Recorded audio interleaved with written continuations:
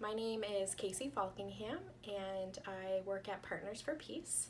I use she and her pronouns. I identify as pansexual. Partners for Peace is the domestic violence resource center for anyone affected by abuse or violence in Penobscot and Piscataquis counties. Partners for Peace is one of 9 member projects of the Maine Coalition to End Domestic Violence.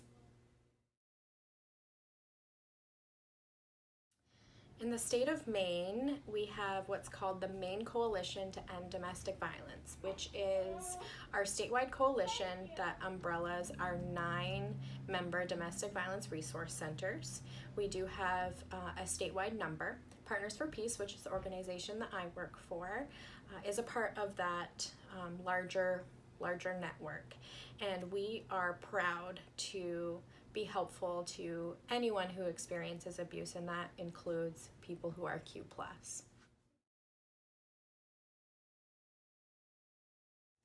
Relationship abuse affects people who are Q+ or LGBTQ+ at actually much higher rates than other populations. This is especially true for people who are trans. There was a study done, it's called the US Trans Study, and what they found is that about 54% of trans folks experience intimate partner violence or violence in their relationships, which is staggering. And it's also true that for folks who identify as bisexual, that they too experience much higher rates of abuse.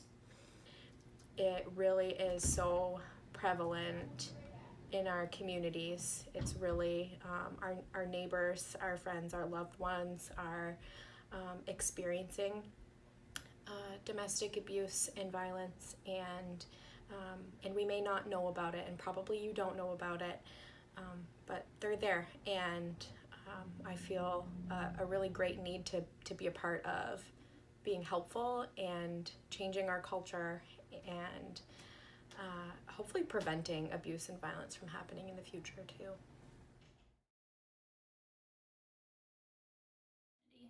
So when people think about domestic violence, first of all, I think the first thing that you think of is a house or a home, which is a bit of a misnomer because anyone can experience abuse and violence. You don't have to be living with your partner in order for your partner to be abusive. And also the word violence really would lead people to believe that the majority of abuse that happens is physical abuse, but really there's a whole lot of mental and emotional abuse and coercion that takes place in relationships.